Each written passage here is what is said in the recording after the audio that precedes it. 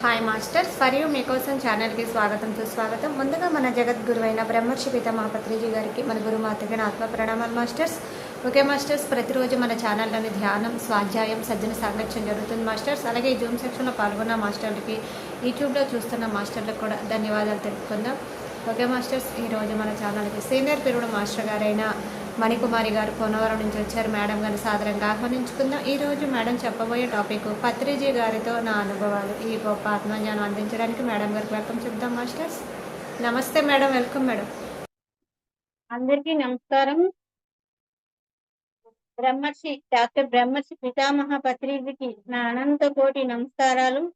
అలాగే ప్రతి నిత్యము మాకు జ్ఞానాన్ని అందిస్తూ మమ్మల్ని ఎంతో ఆత్మోన్నతికి, ఎదుగుదలకి కారణమైన మా గురుదేవులు అయిన బ్రహ్మర్షి తటవర్తి వీర రాఘవరావు సారికి, బ్రహ్మ విద్వరిష్ట తటవర్తి రాజలక్ష్మి మేడం గారికి మా అనంత కోటి నమస్కారాలు. అలాగే జూమ్ లో ఉన్న ప్రతి ఒక్కరికి కూడా నా ధన్యవాదాలు. నాకు ఈ అవకాశాన్ని ఇచ్చిన సర్దాదేమా మేడంకి నా ప్రత్యేక నమస్కారాలు సమర్పించుకుంటూ, ఈరోజు మరి ఏంటంటే నాకు నా అనుభవాల కంటే నాకు జ్ఞానాన్ని పంచడం ఎక్కువ ఆనందాన్ని ఇస్తుంది మేడం. కానీ ప్రత్యేకంగా ఈ సారీతో నా యొక్క అనుభవాలు చెప్పమని మేడం అడిగినందుకు కాబట్టి నేను ఫస్ట్ టైంని మీకు చెప్పడం నా అనుభవాలు. అంటే నేను 2011 మార్చి 31న ధ్యానంలోకి ప్రవేశించాను. ఆ రోజు నేను ధ్యానంలోకి వచ్చానమాట. ఆ రోజు భద్రాచలం నుంచి ఒక మాస్టరు రమణ గారని ఒక ఆయన వచ్చి, ఆయన మరి ఎందుకు వచ్చారు, ఎలాగొచ్చారో లేదు, ఇక్కడ జాబ్ పర్పస్ గా ఇక్కడ జాబ్ చేసేవారు ఇక్కడ ఆఫీస్ లో. ఆయన వచ్చి వెతుక్కుంటూ వచ్చారు మా ఇంటికి, మణికుమారి గారి ఇల్లు అని. ఆ వివరాలు ఎలాగ తెలుసో కూడా నాకు తెలియదు. అంటే అప్పుడు బాగా పూజలు అయ్యి ఎక్కువ చేసేదాన్ని, గుళ్ళకి అట్లా వెళ్ళేదాన్ని, నోములు వ్రతాలు చాలా ఇదిగా చేసేదాన్ని. ఆ టైంలో మరి ఆయన ఇలా పూజలు చేసే వాళ్ళు పట్టుకున్నారో ఏంటో తెలీదు. ఆయన యొక్క ఆ రోజు వచ్చారు. వచ్చి మణికుమారి గారి ఇల్లు ఇక్కడేనంటే, అవును ఇక్కడే. నేనేమో జనాభా లెక్కలకు వచ్చారేమో అనుకున్నాను. కూర్చోబెట్టి కాసేపు మంచినీళ్ళు ఇచ్చి, టీ అది ఇచ్చి చెప్పండి అంటే వీళ్ళ జ్ఞానం గురించి చెప్పారు. ఆ జ్ఞానము అన్నది కొద్దిగా తెలుసు జ్ఞానం అంటే, కానీ భక్తి వైరాగ్యాలు నాకు అప్పుడు ఆ స్థితిలో ఉన్నాను. భక్తి వైరాగ్యం, ఆ శివుడు అంటే మహా ఇష్టం నాకు. శివుడి యొక్క పూజలు బాగా చేసేదాన్ని నేను. అలాంటి టైంలో ఆయన వచ్చి ఇలా జ్ఞానం గురించి చెప్తే అందరినీ పోగేయమన్నారు. అందరూ అప్పుడు పూజలు కాబట్టి ఎక్కువ నోములు అవి చేసేవాళ్ళు కాబట్టి తాంబూలాలు ఇచ్చుకోవటం, జాకెట్ ముక్కలు పంచి పెట్టుకోవటం, చీరలు ఇవ్వటం వల్ల అలాగే ఎక్కువ పూజ ఫ్రెండ్స్ ఉండేవారండి. ఎక్కువగా ప్రపంచంగానే కదా ఎక్కువగా ఉంటారు. అప్పుడు చెప్పగానే అందరూ రావటం. తర్వాత ఒక 4, 5 రోజులు 30, 40 మందితో అలాగే క్లాసులు జ్ఞానం చేసేవాళ్ళం. అలాగే ఆయన ఇంకొక రోజున వచ్చి ఇలాగా ఒక మాస్టర్ని తీసుకొస్తాను, మీరు అనౌన్స్ చేయండి క్లాస్ ఉందని. ఒక ప్లేస్ చూసుకుని అంటే అప్పుడు ఆటో మీద అనౌన్స్మెంట్ చేసాం. పాంప్లెంట్స్ కానీ ఏం మాకు తెలియదు అప్పుడు. పత్రికారని కానీ, క్లాసులు మాస్టర్స్ అని కానీ, నాన్ వెజ్ తినకూడదని కానీ ఏం తెలీదు. సరే అట్లే చేసాం. చేస్తే మొత్తం 4 మండలాలు ప్రచారం చేస్తే ఆటో పెట్టించి 12 మంది వచ్చారండి ఆ రోజు క్లాస్కి. ఆ రోజు వైజాగ్ నుంచి ఈయన వంశీ గారు క్లాస్కి తీసుకొచ్చారు వైజాగ్ నుంచి మా ఊరికి. ఆ రోజు ఆయన క్లాసు అయితే 12 మంది వచ్చారు. మేము ఒకళ్ళ పులిహార, ఒకళ్ళ టెంట్లో, ఒకళ్ళ సైడ్స్, ఇలాగా అందరం ఒక్కొక్కరు ఒక్కొక్క ఐటమ్స్ కింద వేసుకుంటే 12 మందితో ఆ రోజు క్లాసు స్టార్ట్ అయింది. ఆ రోజు నేను ధ్యానంలో కూర్చున్నానండి. ఆ 3 రోజులు 4 రోజులు కాకుండా ఆ రోజు ఫస్ట్‌గా కూర్చుంటే ఒక గంట భగవద్గీత శ్లోకాలు చెప్తూ జ్ఞానంలో కూర్చోబెట్టారు. ఒక గంట తర్వాత ఒక 5 నిమిషాలు అప్పుడే కూర్చున్నట్టు అయిందండి ధ్యానంలోని. అందరిని అనుభవాలు అడిగారు. ఎవరికి తోచింది వచ్చిన అనుభవం వాళ్ళకి చెప్పారు. లాస్ట్‌లో నన్నడిగారు. చెప్పాను. అప్పుడే నాకు పత్రిది ఎవరో తెలీదు. ఎవరు ఈ ఈ పిరమిడ్ సొసైటీ గురించి ఏది తెలీదు. కొత్త కదా! అయితే ఇలాగా నేను చెప్పుట అనుభవం అయితే అది ఆ రోజు సార్ నాలోంచి ఏదో ఒక వికృతమైన ఆకారం బయటికి పోయింది సార్. ఎంత భయంకరంగా ఉందో బయటికెళ్ళిపోయింది. చాలా భయపడిపోయాను. ఆ తర్వాత మనసంతా ప్రశాంతంగా అయిపోయింది. అప్పుడు ఒక యోగో ఒక ఋషిలాగా ఉన్నాడు ఆయన. లాల్చీ పైజామా యేసుకొని వైట్ డ్రెస్సు, గెడ్డం ఉంది. ఇదంతాని బట్టతల ఉంది సారు. మరి అతను యోగో మరి ఋషో కానీ నాకు ఇది యోగీశ్వరులాగా అనిపిచ్చాడు నా మనసుకి. ఆయన వచ్చాడు. వస్తే ఒక వాకిలి అంటే గుమ్మం ఉంది. తలుపులు దారబంధం అంటారు కదా! ఆ దారబంధానికి సెంటర్‌లో నేను కూర్చున్నాను. నా ఎదురుగుంట ఆయన. ఇటేపు ఆయనే పక్కన. ఇటువైపు మూడేపులు ఆయనే కూర్చున్నారు. ఆయనే. మూడేపులు కూడా ఆయనే కూర్చున్నారు. నేనొక్కదాన్ని కూర్చొని ధ్యానం చేయమంటున్నారంటే, ఆ ముగ్గురం కలిసి ముగ్గురం ధ్యానం చేస్తున్నాం. అప్పుడు పొందిన అనుభూతి, ఆనందం అంటే ఆనందం అంటే ఇదేనా ఆత్మానందం అన్నట్టు చాలా ఆనందపడిపోయాను. నాకు కొత్త టైము ఏమి తెలీదు. అయినా ఆనందం అనిపించింది చాలా. అప్పుడు ఇలాగొచ్చారు సార్ ఇలా జరిగింది.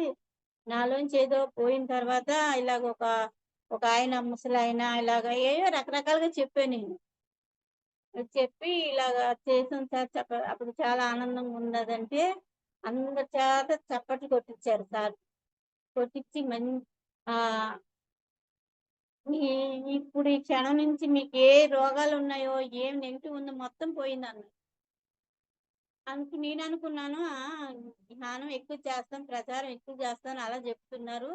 ఒక్క గంటకు ధ్యానంలోనే గంట కూడా కాదు 10 నిమిషాలే కదా నాతో చేపిచ్చిందంటే ఇప్పుడు గంటన్నర అయిందట మేడం.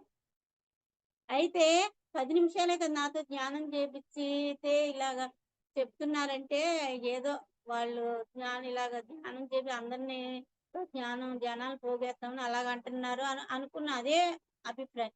షేక్ హ్యాండ్ ఇమ్మన్నా కూడా ఇవ్వలే. ఆయన ఒక మగ పురుషుడు. ఒక స్త్రీని ముక్కు అంటుకోకూడదు అనే భావనలో షేక్ హ్యాండ్ ఇవ్వటానికి కూడా జడిసాను నేను. ఆ వచ్చినాయన ఎవరంటే సాక్షాత్ పత్రిజీ. ఎప్ ఈ పత్రిజీ నేను చూడలేదు అసలు. మాకు పరిచయం లేదు కదా వీటితోని. అయితే తర్వాత నాకు తెలిసింది సారు యొక్క ఫోటో చూసినప్పుడు. ఆహా! ఈయనే కదా నాకు జ్ఞానంలోకి వచ్చిందనేసి. అంటే ధ్యానంలోనే నేను ఆ మహాపురుషుడిని అంటే యుగ పురుషుడిని, ఆ మహాత్ముని చూడగలిగానంటే, కానీ ఆ రోజు నుంచి విపరీతంగా జనాలు రావటం, మా ఇంటికాడ క్లాసులు పెట్టించడం, ఇందులో మునిగిపోయాను. కానీ అప్పటికే నాలో చాలా అంటే ఎలర్జీ ఉండేది. బాగా ఎలర్జీ ఉండేది. ఆ ఎలర్జీ అన్నది ఎలాగంటే, ఇలా చెయ్యి ఎక్కడన్నా చెయ్య ఉంది ఇలా తగిలితే చాలు తుమ్ములొచ్చేసి లోపల నుంచి ఇంతింత హ్మ్. వచ్చేసేదండి. ఎన్ని కర్చీఫ్‌లయిపోయి ఇంతింత కర్చీఫ్‌లు గంటకెన్ని అయిపోయాయో. అంత విపరీతమైన ఎలర్జీ ఉండేది. అంతకుముందే గర్భసంచి వా వాపొచ్చి 2 3 టైమ్స్ చూపించుకున్నా సరే బ్లీడింగ్ బాగా అయిపోయేది. ఇంకా ఆపరేషన్ 3 సార్లు మందులిచ్చింది వాడమని. Doctor Bhadrachalam doctor. అయితే 3 సార్లు వాడినా కూడా ప్రాబ్లమ్ తగ్గలే. అయితే ఆపరేషన్ ఇంక 20 రోజులకి 20 రోజులకి రమ్మన్నారు. టాబ్లెట్స్ ఇచ్చి, మందులిచ్చి అవి వాడేసి ఆపరేషన్‌కి వచ్చేయమన్నారు. మేము సరే అని సిద్ధమయ్యాం. 20 రోజులకి ఆపరేషన్‌కెళ్తామాట. గర్భసంచి తీసేసి ఆపరేషన్. అయితే ఈలోపు ఇది మోషన్స్ ఎక్కువయ్యి గమ్ మోషన్స్ నాకు. నెలకి సంవత్సరం లోపల చాలా సార్లు అయ్యాయి. దానికి చాలా ఖర్చయ్యేది మాకు. ఇవన్నీ కూడా అసలు నాలో తగ్గినియని కూడా నాకు తెలియలేదు. అసలు ఆ స్ఫురణే లేదు. నాకు ఇన్నున్నాయని. ఆ నెల డేటొచ్చిందండి. డేటొస్తే కరెక్ట్‌గా 3 రోజులు డేటు నార్మల్‌గా అయిందంతే. తర్వాత ఈ ఎలర్జీ అన్నది తగ్గిపోయింది. ఎంత ఎలర్జీ నాకు ఇదంతా బుర్రంతా ఈ తలకాయంతా స్కానింగ్ చేశారు. చేసి ఇన్ని మందులిచ్చారు రూ. 5,000 మందులు. అయి వాడితే తగ్గిపోద్దంటే తగ్గదట. ఎప్పుడు వాడుతూ ఉండాలట. అలాంటి స్థితిలో నాకు ఆ ఎలర్జీ తగ్గిపోయింది. ఆ మోషన్స్ తగ్గిపోయింది. కానీ నాకైతే తెలీదు. ధ్యానం వల్ల రోగాలు తగ్గుతాయన్న మాట కూడా నేను వినలేదు. నేను కూడా అనుకుని ధ్యానం చేయలేదు. ఆటోమేటిక్‌గా అంటే ఆ కర్మలున్నాయి. గత జన్మలో ఏదో చేసుంటాను సాధన. ఆ సాధన వల్ల ఫలితమో ఏమో కానీ ధ్యానంలో కూర్చున్న ఒక గంటలోనే నాకవన్నీ మటిమాయమైపోయినాయి. పోయినియి. ఇది చాలా ఎక్సలెంట్. ఇంకప్పుడు వాళ్ళకెలా ఉంటది చెప్పండి? ఇక ధ్యానాన్ని వదులుతారా ఎవరైనా? ఇన్ని ఒక 15 రోజుల తర్వాత నేనన్నీ అబ్జర్వ్ చేసుకున్నాను. ఆపరేషన్‌కెళ్ళాలి కదా! గర్భసంచి తీయించుకోవాలి కదా! అనుకున్న దానికి అన్ని ప్రాబ్లమ్‌లు క్యూర్ అయిపోయినియి. నేనెలా ఎళ్తాను హాస్పిటల్‌కి? ఎంత అద్భుతం జరిగింది మేడం నా జీవితంలో. ఇంకా అలాగే అప్పుడు ఎక్కువ ఇంక నైట్ పడుకునేదాన్ని కాదు. ఒక్క నిమిషం కూడా పడుకునేదాన్ని కాదు. అలాగే కూర్చొని ధ్యానం మా వారు కూడా దెబ్బలాడేవారు. "ఏంటి నీకు ఇదే పిచ్చి పట్టింది పడుకో" అని. మళ్ళీ పడుకునేదాన్ని. ఆయన నిద్రపోయేదాకా ఉండేదాన్ని. మళ్ళీ లేసిపోయి కూర్చుని కుర్చీలో తెల్లవారు నాకు ఒక పిచ్చిలా పట్టేసింది నాకు ధ్యానం. విపరీతంగా సాధన చేసేదాన్ని. ఎంతో ఇష్టంగా ఆ సాధన లేకపోతే నేను ఉండలేనన్నట్టు చేసేదాన్ని నేను. అయితే అంతకుముందు నా జీవితం ఎట్లుండేదంటే, నాకు సిక్స్త్ క్లాస్ నుంచి నాకు ఒక తపనన్నది నాకు లోపల లోపల. ఈ జీవితం అంటే ఏమిటి? ఈ ఇలాగా చదువుకుంటాం, పెద్దవుతాం, తర్వాత పెళ్లి చేస్తారు. తర్వాత పిల్లల్ని కంటారు, తర్వాత చనిపోతాం. ఇదే నా జీవితం. ఇది బాలే. తర్వాత ఏముంటది? చనిపోయిన తర్వాత ఏముంటది? ఎవరికేం తెలీదు. ఎవరినడిగినా ఎవరికేం తెలీదు. ఏంటి ఇదో ఒక గందరగోళంగా నిండింది లోపల. నా లోపల ఎప్పుడు కూడా ఒక అసంతృప్తి. ఏది చేసి చదువుకుంటున్నాను. ఈ చదువు ఎందుకు? ఎందుకు ఉపయోగపడుతది? ఏంటి ప ఇంక దీనికి పైన ఏమున్నాయి? ఈ ఆకాశం ఉంది. ఆ ఆకాశం పైన ఏమున్నాయి? ఇలాంటివి రకరకాల ఆలోచనలతోనే నాకు మ్యారేజ్ చూస్తున్నా సరే మ్యారేజ్ చేసుకోవాలని గాని, వద్దా అనేదాన్ని నాకు. అలాంటి అలాగనిపిచ్చేది. ఎవరన్నా ఎక్కడైనా ప్రవచనాలు చెప్తుంటే ఎళ్ళిపోవాలనిపిచ్చేది. అలాగే రామాయణం, మహాభారతం ఇయన్నీ తెచ్చుకొని చదువుతుంటే, వయసులో పిల్లలు అసలు అవి ముట్టుకోకూడదని లాగేసుకుండేవారు. చదవనిచ్చేవారు కాదు. అవి దాచుకుని అందరూ పడుకున్నాక అర్ధరాత్రి లేసి చదివేదాన్ని మేడం. అట్లా నా పరిస్థితి అలా ఉండేదో ఈలోపు పెళ్ళవ్వటం, పిల్లల్ని కనటం ఇయన్నీ. తర్వాత ధ్యాన ఆహ్, పరిచయం అవ్వటం ఇట్లా జరుగుతున్నప్పుడు భద్రాచలంలో 3 డేస్ తటవర్తి వారి క్లాసులు పెడుతూ ఉండేవారు. అయితే ఆ క్లాసులకి 3 రోజులకి వెళ్తా ఉండేవాళ్ళం మేము.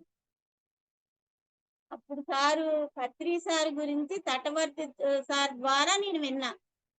తటవ పత్రి సార్ యొక్క సత్య సత్యాన్ని, ఆయన యొక్క వ్యక్తిత్వాన్ని నేనైతే తటవర్తి సార్ ద్వారా విని క్యాసెట్లు, ఆ వీడియోసు, ఆ బుక్స్ కొనుక్కొని విపరీతంగా ఇంటికొచ్చి చదివేదాన్ని.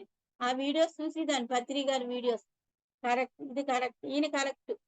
ఎందుకంటే నేను నాకు ఏదైతే సత్యం కావాలో ఆ సత్యం ఆయనలో దొరికింది. నేనెన్నో ప్రవచనాలు వినేదాన్ని. మార్నింగ్ లెగ్గానే టీవీ పెట్టుకొని ప్రవచనాలు చెప్తారుగా అవి రాసుకునేదాన్ని. అందు హాయిగా టీవీ దగ్గరికెళ్ళి కూర్చుని జాగ్రత్తగా ప్రవచనాలు రాసుకునేదాన్ని. రాసుకున్నా కూడా ఈ కరెక్ట్ కాదనిపిచ్చేది. ఏంటి అంత మహానుభావులు చెప్తుంటే వాళ్ళనే నేను కరెక్ట్ కాదనుకుంటున్నాను అని అనిపిచ్చేది. కానీ ఎప్పుడైతే ఈ పత్రి గారి గురించి నేను వీడియోసు ఆడియోస్ వింటూ, వీడియోస్ చూస్తూ ఎప్పుడైతే నేను ఈ జ్ఞానాన్ని తెలుసుకోవటం మొదలుపెట్టానో, అప్పుడు నేను నా మనసులో ఉన్న నాకు నా అభిప్రాయాలకు తగ్గ గురువు నాకు దొరికాడు. ఈయనే కరెక్ట్ గురువు. ఈయన ఏది ఆశించడు. హ్మ్. ఈ ఈ గురువే నాకు కరెక్ట్ అని అప్పుడు నేను తెలుసుకొని ఇంకా ధ్యానం చేస్తూ అప్పుడు ఇంకా పత్రి సార్ నాకు పరిచయం కాలేదు. అయితే 2012 ఫిబ్రవరి నెలలో సారు భద్రాచలం వచ్చారు. అప్పుడు మేము 3 డేస్ క్లాస్‌లో భద్రాచలం వెళ్ళాం. ఆ నైట్ అక్కడే ఉన్నాం. అప్పుడు సారు రావటం జ్ఞాన మందిరు భద్రాచలం జ్ఞాన మందిర్ ఉండేది. ఆ జ్ఞాన మందిరు పైకి సారెళ్ళారు. ఎళ్తే అందరూ అక్కడ ఉన్న వాళ్ళందరిని కూడా అక్కడికి రమ్మన్నారు. రాత్రి 10:30 అయింది. అప్పుడు గబగబా జ్ఞాన మందిరం ఎక్కి అప్పటికేని ఆటోలు ఉండవు, ఏమి ఉండవు. కానీ మేము అట్లా ఎక్కి పైకెక్కి 11:30, 12 అయింది సార్‌ని కలుసుకునేసరికి. సార్‌ని అందరిని వెళ్ళండి రూమ్‌లో గెస్ట్ హౌస్‌లో ఉన్నారు. ఓ పెద్ద డబుల్ కట్ మంచం మీద మధ్య కూర్చొని ఉన్నారు సారు. అందరూ ఎచ్చినోళ్ళని చూసినోళ్ళు పలకరించడం, "ఎళ్ళిపోండి, ఎళ్ళిపోండి" అని అంటున్నారు. తర్వాత నేను వెళ్ళా. మా బ్యాచ్ ఓ 10 మంది దాకా ఎళ్ళాం. అయితే నెక్స్ట్ నేనెళ్ళా.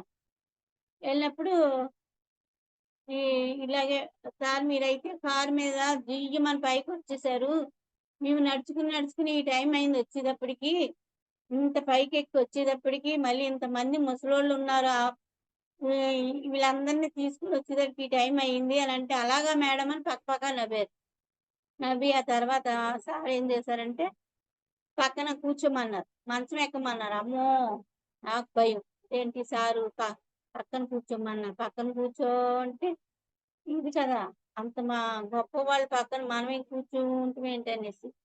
ఎంతమందున్నారక్కడ సీనియర్ మాస్టర్సు వీళ్ళు ఆహ్, సార్‌తో వచ్చినోళ్ళు. ఈ చివరి నుంచి ఆ చివరి వరకు జనాలే ఉన్నారు. రూమ్ నిండా జనాలున్నారు.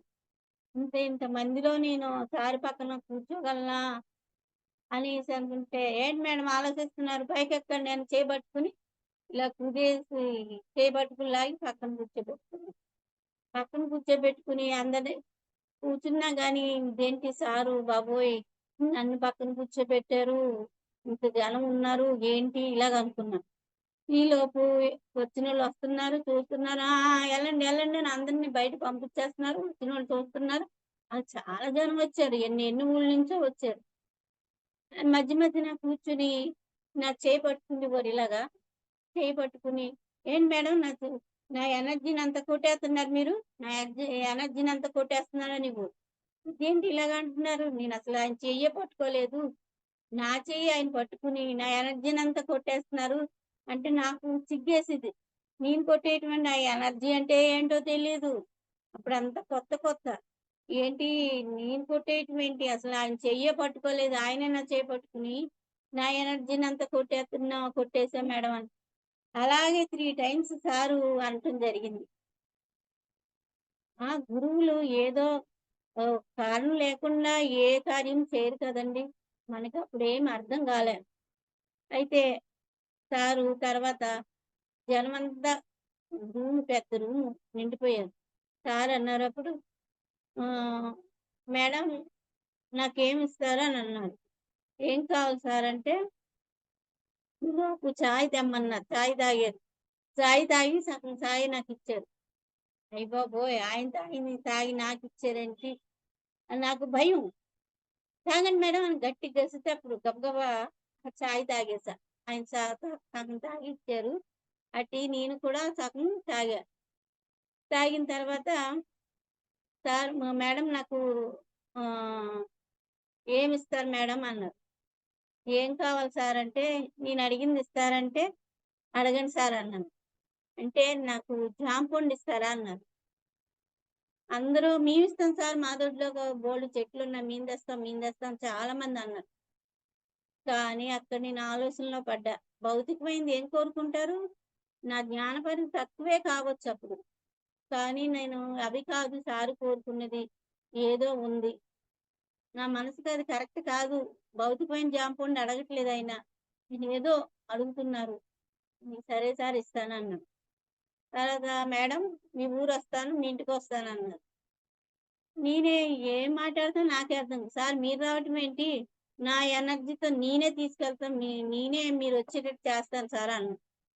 అవునా మేడం? నిజమా మేడం? Okay madam. ఓహ్! చప్పట్లు కొట్టండి మేడంకన్నారు. అక్కడ అది నేను అక్కడ నేను మాట్లాడిన మాట కాదు. అలాగా నాకు పలికించబడ్డది. అంత మహానుభావుతో నేను అట్లా అనటమేంటి? ఆ రోజు అలా 3, 4 గంటలు పక్కన కూర్చోబెట్టుకొని ఎన్నో విషయాలు అందరితో చెప్తూ, అందరితో మాట్లాడుతూ ఇలాగ అయిపోయింది. అర్ధరాత్రి అయిపోయింది ఆ రోజు. అక్కడే కదా మేము ఉండేవాళ్ళం. జ్ఞాన మందిర్‌లో 3 డేస్ క్లాస్ అప్పుడు అక్కడే రూమ్ ఇచ్చేవారు మాకు. తర్వాత సరే అని ఇంకా బయటకొచ్చేసాక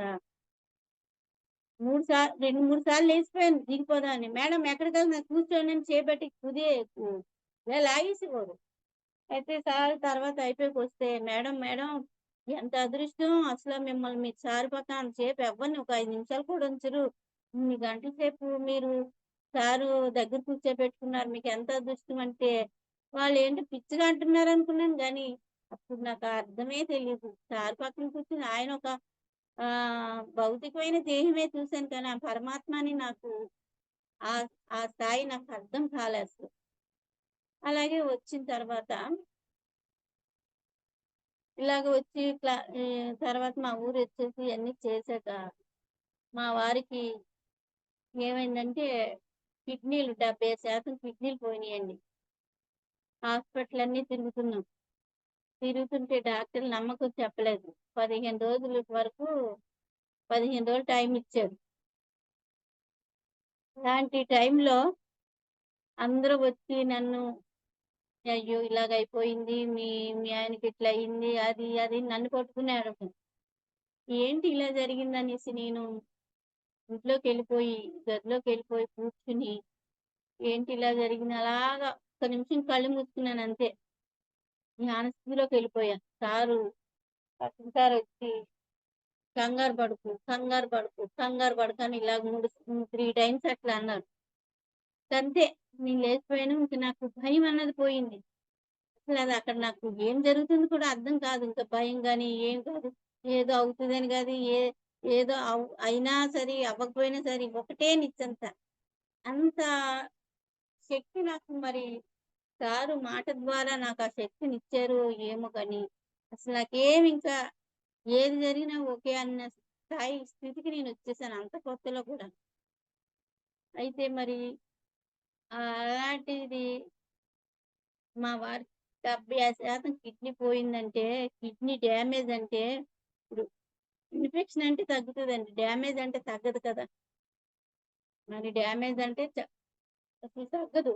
మరి అలాంటిది ఆహ్, ఆ రోజు మా వారు అసలు ముగ్గురు మనుషులు లేపాల్సొచ్చేది. ఒక బాత్రూమ్‌కి తీసుకెళ్ళాలన్నా, ఎక్కడికన్నాను. మరి అలాంటిది ఆయన 2000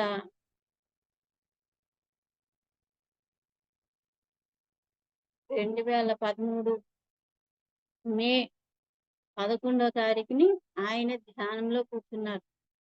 జ్ఞాన జగత్ బుక్కొచ్చింది. ఆ బుక్‌లోని ఒకామెకి ఇలాగే కిడ్నీ ఫెయిల్ అవుతే ఆమా ఇంకా డయాలిసిస్‌కెళ్తే ఆ బాధ తట్టుకోలేక చనిపోదాం అనేసి గోడట్లో దూకేద్దామని ఎళ్ళిందట. అలాటామెకి ఎవరో ఆప్ జేసి అప్పుడు జ్ఞానపరిచయం గురించి చెప్తే ఆ వ్యాధి నుంచి బయటపడ్డదని అందులో ఆ రోజు ఉంది. అది చూసి అది మా వారికి ధ్యానం చెయ్యాలని లేదు. చెప్పినా వినేవారు కాదు. మరి అలాటప్పుడు దాని గురించి విని చెప్తే, సరే నేను చచ్చేదేదో ఏ పిరమిడ్‌లో కన్నా తీసుకెళ్ళండి నేను. అక్కడ కూర్చొని ధ్యానం జేస్తాను. ఈ మంచంలో కుక్కి, కుక్కి చచ్చి పడే కంట అక్కడే ఏదైనా అక్కడే ఏది జరిగినా అనేసని ఆ రోజు అంటే, ఆ రోజు ఆయన్ని లేవలేని స్థితి. ఎలా తీసుకెళ్తామండి? మా అబ్బాయిని ఎలా తీసుకెళ్తాం? హాస్పిటల్ తీసుకెళ్ళాలన్నా, ఎక్కడ తీసుకెళ్ళాలన్నా బెంగుళూరు పిరమిడ్ తీసుకెళ్దామనుకున్నాం. కానీ అక్కడ ఎలా తీసుకెళ్ళగలం? ఆయన నడవలేరు, కూర్చోలేరు, బస్ దిగలేరు అనేసి ఇంకా ఆ రోజు ధ్యానంలో కూర్చోబెట్టాం. ఒక మాస్టర్ కూర్చోబెట్టారు. మే 11 మధ్యాహ్నం 3 గంటలకి కూర్చున్నాం. ఆ రోజు స్టార్ట్ చేశారండి. ఈ రోజు ఇంక విపరీతమైన ధ్యానం చేసేవారు. ఎలాగంటే రాత్రులు పగలు ధ్యానమే ఇంక ఆయనకి ఇంకేం లేదు. అప్పుడాయన తిండి ఏంటంటే క పొద్దుట ఒక ఇడ్లీ, ఒక కప్పు చిన్న గ్లాసుడు వాటర్. మళ్ళీ నైట్‌కి ఒక ఇడ్లీ, ఒక గ్లాసుడు చిన్న గ్లాసు బేబీ గ్లాసు వాటర్. ఎక్కువ వాటర్ తాగకూడదు. అది బ్లడ్ అంతా కూడా వాటర్ అయిపోద్దంట. ఆహారం ఏంటంటే కూరగాయలు ఉడకబెట్టేసి, మొత్తం వాటర్ అంతా పిండేసి దాని మీద ఒక నిమ్మకాయ రసం పిండి, ఉప్పు, కారం ఏమి లేకుండా అది ఆహారం. అలా చేస్తే ఆయన ఎన్నాళ్ళు ఒక 2, 3 నెలల కంటే ఎక్కువ బతకరని చెప్పారు. అలా ఆ తిండి తింటే. లేపోతే అది కాకుండా మనం ఏదైనా పచ్చిమి లేకుండా పెడితే ఎప్పుడు ఒక గాజు సీస కింద పడిపోతే అది ఎట్లా పగిలిపోద్దో అలాగని చెప్పారు డాక్టర్. మరి అలాంటిది అప్పుడు విపరీతమైనది తనకు చావు తెలిసిపోయింది. బతకనని తెలిసిపోయింది. అప్పుడు విపరీతమైన సాధన చేయటం మొదలుపెట్టారు. రాత్రుళ్ళు పగలు. కానీ చాలా కరెక్ట్‌గా చేసేవారు. నేను కూడా పడుకుంటే నన్ను కూడా లేపేసి. అలాంటప్పుడు ఆ ధ్యానం చేస్తున్నప్పుడు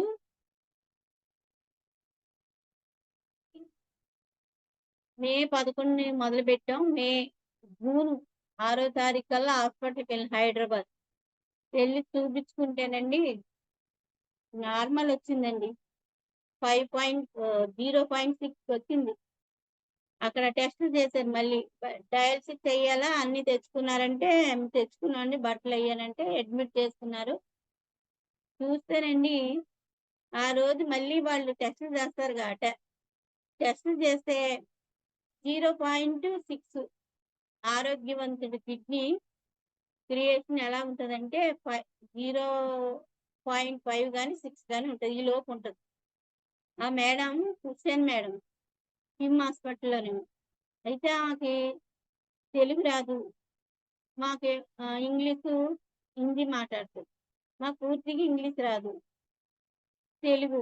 ఈ తెలుగులో ఇలాగా వాట్ ఈస్ దిస్ అంటుందామ. ఆ రిపోర్ట్ తీసుకొని. ఇంత రిపోర్టు ఒక 15 రోజుల్లో ఎలా మారిపోయింది? ఇంత ఎలా తగ్గింది అని వాట్ ఈస్ దిస్ అంటుంది.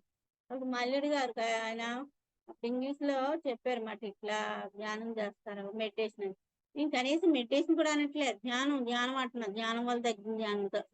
అలాంటప్పుడు అన్నీ చేశాక మేడము అసలు ఎలా చేస్తారని అడిగితే, ఆ మేడంని కూర్చోబెట్టి ఒక 5 నిమిషాలు ధ్యానంలో కూర్చోబెట్టి ఎలా చేయాలో చెప్పి వచ్చాం మాస్టర్. అప్పటి నుంచి ఇప్పటి వరకు ఎన్ని టెస్టులు చేపించినా సరే నార్మలే వచ్చింది నాకు. ఇంత అద్భుతం జరిగింది.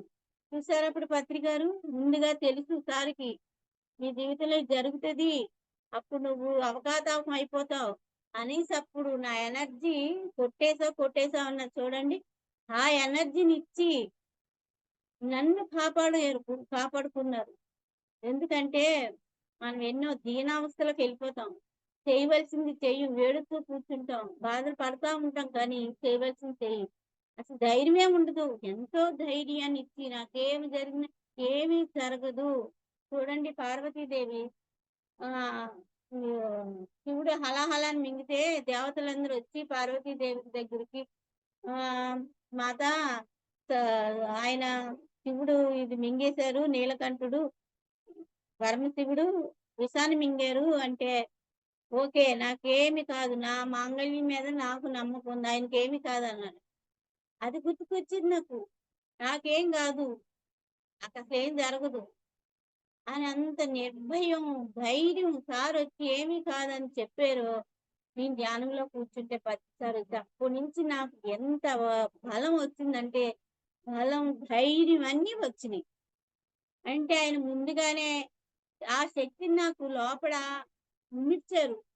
అదే నువ్వు నా శక్తినంతా కొట్టేస్తున్నావు, నా ఎనర్జీనంతా తీసేసుకుంటున్నావు అని అప్పుడు జోకుగా అన్నారు చూడండి. ఆ ఎనర్జీని ఇచ్చారాయన. ఆయన ఆయన నా చేతులు పట్టుకొని నా వేళ్ళలో వేళ్ళు పెట్టి ఆ ఎనర్జీని నాకు నాటారు. అప్పుడు అర్థమైందండి అసలు సారు. అలాగే సారుతో ఆహ్, లాస్ట్ టైము సారు వచ్చింది 2018లో సారు భద్రాచలం రావటం. అక్కడ మాస్టర్స్‌కేమో మణికుమారి మేడం ఇది సోమవారం వెళ్దామని చెప్పారంట. చూడండి ఎప్పుడు నా పేరు గుర్తుపెట్టుకుని సోమవారం వెళ్దాం మాదొక గ్రామం కదా! వెళ్దామంటే అక్కడ అప్పుడే నీరసంగున్నారు సారు. నీరసంగుంటే సార్ ఇయన్నీ తిరిగి తిరిగి నీరసం అయిపోయారు కదా! మరలా వచ్చినప్పుడు వెళ్దురుగాలిలే అని అక్కడ మాస్టర్స్ అంటే, అలా కాదు. నేను మళ్ళీ ఇటువైపు రాను నేను. ఇదే లాస్ట్ టైమ్ నేను ఇటు రావటం. ఇటు మణికుమారి మేడం ఫోన్ చేసి చెప్పండి వస్తున్నామని అని అన్నారంట. అంటే ఇంకా వాళ్ళు ఫోన్ చేసి చెప్తే మాకొకటే హడావిడి ఇంకా. సారొస్తున్నారండి. సార్ కూడా ఎంతమందొస్తారు?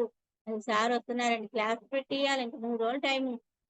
అలాగే అన్నీ కూడా చేసి ఇక్కడ కళ్యాణ మండపం బుక్ చేసుకొని, అన్నీ చక్కగా చేసి మేము అప్పుడు సార్ రావటం మా ఇంటికి సారు వచ్చి క్లాస్ పెట్టిచ్చాం. ఇంటికాడ భోజనాలు, అక్కడ భోజనాలు. సారు వాళ్ళకి ఇంటికాడ ప్రత్యేక భోజనాలమాట. అక్కడ వండినయి అక్కడ అన్నీ కూడా భద్రాచలం నుంచి సామియానన్నీ అవి నాన్ వెజ్ వండలేనివి ఉంటాయి గదా! మాస్టర్స్ దగ్గర అయ్యే తెప్పిచ్చి, మొత్తం ప్రచారం చేపిచ్చాము. ఆటో పెట్టిచ్చి అన్నీ జనం వచ్చారు బాగానే. అక్కడ భోజనాలు. మళ్ళీ సార్‌కి హ్మ్. అదే ఆయనుంటారు కదా! ఆయన పర్సనల్ సెక్రటరీ. శి శివయ్య శి శివాజీ ఆయన శివప్ప. ఆయనే మేము మా వోళ్ళందరూ కలిసి వంట చేశారు. వంట చేస్తే ఇక్కడ ఒక 200 మందికి ఇంటికాడ భోజనాలు. మేమక్కడ క్లాస్‌లో ఉన్నాం. అక్కడ సార్‌తో కొన్ని నా నా అనుభవం అయి కొన్ని కొన్ని చెప్పించారు సారు. సారు కొద్ది క్లాస్ చెప్పడం ఇయన్నీ జరిగింది. తర్వాత సార్ ఇంటికొచ్చారు. వచ్చి ఆ రోజు డాన్స్ చేశారు సారు. ఎంత ఆనందంగానో. ఇటు పిలిసి మేడం, అటు పిలిచి, ఇటు పిలిస్తే శివప్రసాద్, కేశవరాజు గారు వీళ్ళందరూ అంటారు, "మేడం సారేంటి చిన్న పిల్లోడయిపోయాడిక్కడ. ఎంత ఆనందంగా ఉన్నాడు. ఎక్కడ ఇంత ఆనందం చూడలే అసలు. ఇంత ఆనందంగా ఆడుతున్నాడు. మాకు చాలా సంతోషంగా ఉన్నారు మేడం" అని అన్నారు. సారేమన్నారంటే మా వాళ్ళని, "అయ్యా మీ హృదయాలు నాకు బాగా నచ్చిందయ్యా. ఆ! మీరు బాగా నచ్చారు మాకు. మీ ఇల్లు బాగా నచ్చేసింది నాకు." అంటే పక్కపక్కన. మా ఇల్లు ఏంటంటే చిన్న ఇల్లండి. ప్యాలెస్‌లో అయినా భౌతికంగా చూసుకుంటే. కానీ ఇలాగని చక్కగా మాతో ఎంజాయ్ చేసి సారు వెళ్ళి తర్వాత సార్ నా గురించి ఏమి తెలీదు సార్‌కి. మా వారికి ఇలా రావటం గట్టా కూడా ఏమి చెప్పలేదు, తెలీదు. అలాంటిది సార్ నన్ను మళ్ళీ పిలిసి ఆహ్, శివప్ప వాళ్ళతో నేను బయట మాట్లాడుతుంటే సారు లోపల నుంచి పిలిచి, "మేడం ఇలా రండి" అని పిలిచి, "మేడం మీరు ఆహ్,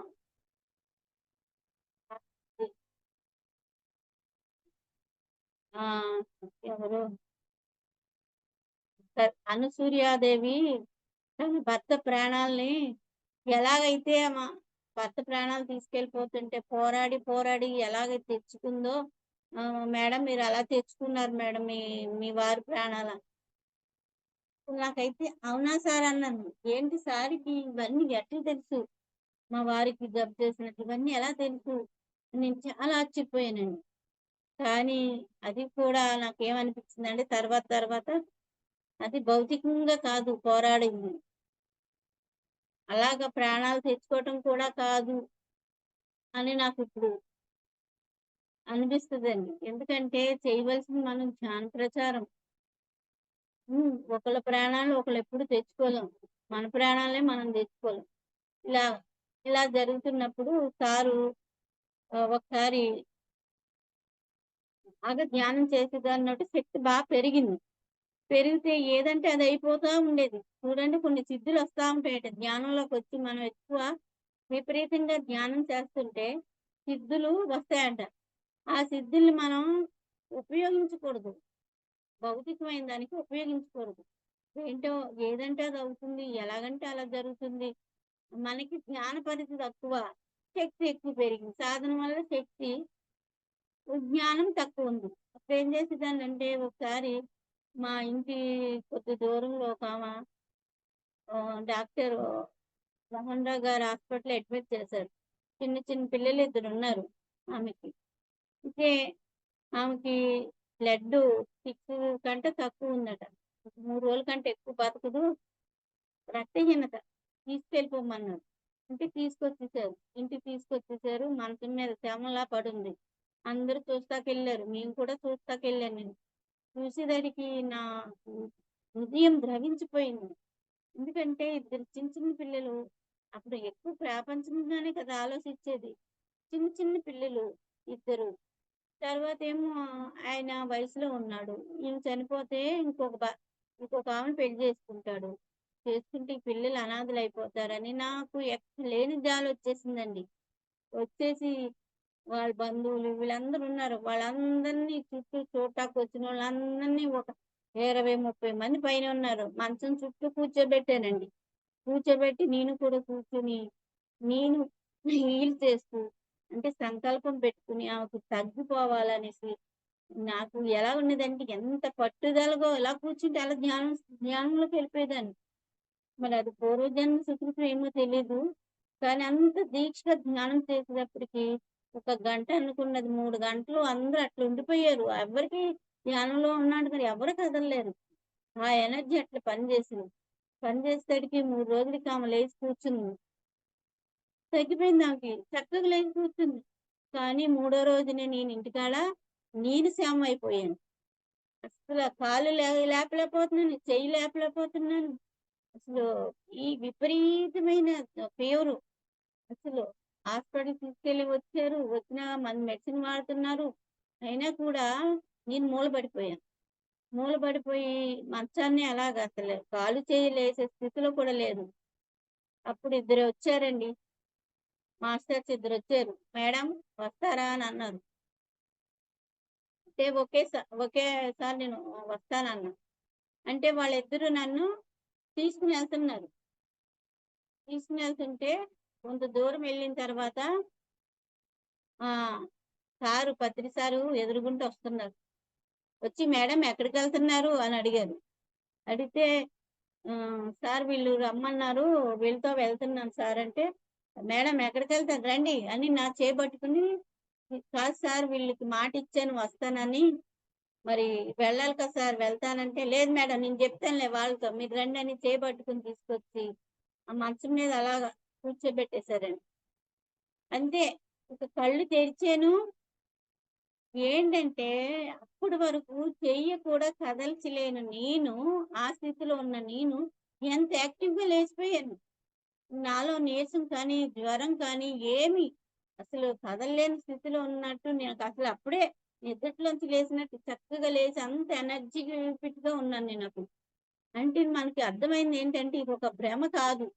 భ్రమైతే కలగన్నాను అనుకోవచ్చు. కల అంటే మరి లెగలేను కదా! అంత నీరసంలోనే ఒక్కసారిగా అంతా ఒక్కసారి తగ్గిపోదు కదా! సరే ఫీవర్ అంటే తగ్గిపోయింది. నేనంటే మరి ఆ నీరసం ఉంటది కదా! అలాంటి ఛాయలే లేవు. సారు మరి మరి తీసుకొచ్చి నాకు మళ్ళీ పునర్జన్మనిచ్చారు. ఇలా సార్‌తో ఎన్నో ఎన్నో అనుభవాలు. అలాగే సారు మా ఇంట్ మా ఒకసారి శాకాహార ర్యాలీ సార్‌తో ఎన్నో ర్యాలీలు చేసాం. చేసినప్పుడు ఎప్పుడు కూడా పక్కకి రమ్మనేవారు. ఆయనకి ఎవరన్నా కొబ్బరి బొండం తాగండని తీసుకొస్తే నాకిచ్చేవారు. జ్యూస్ తీసిస్తే ఆ జ్యూస్ కూడా నాకే ఇచ్చేవారు.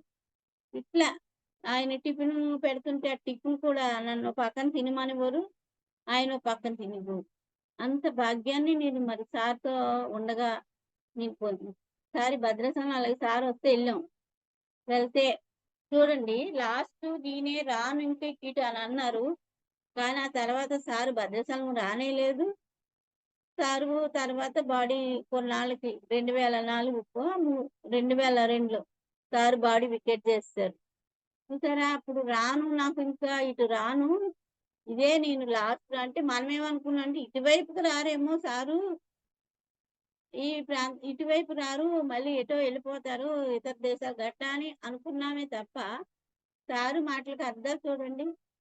ఎంత అద్భుతంగా నేనిటు రానన్నారు. ఇక రాలేదు. అప్పుడే లాస్ట్ మా ఇంటికి రావటం. ఇవి చేయటం. సారు ఒకసారి భద్రాచలంలో క్లాస్ పెడితే వెళ్ళాం. అన్ భద్రాచలంలో క్లాస్ పెడితే ఎళ్ళాం. అక్కడ అందరూ కొంతమందిని స్టేజ్ మీదకొచ్చి కూర్చోమన్నారు. అలాగే మేమెళ్లి కూర్చున్నాం. ధ్యానం అయిపోయాక అందరూ దిగిపోతున్నారు. నేను కూడా అలా దిగిపోతుంటే సారు గబగబా వచ్చి గట్టిగా కౌలించుకొని నుదురు మీద ముద్దు పెట్టుకున్నారండి. ఎంత భాగ్యమండి. అప్పుడు కూడా మనకి ఆయన చేష్టలకి మనకు అర్థాలు తెలీవు. అలాగా సార్‌తో నాకు ఎన్నో అనుభవాలండి. ఎన్నెన్నో ఉన్నాయి. సారు ప్రత్యేకంగా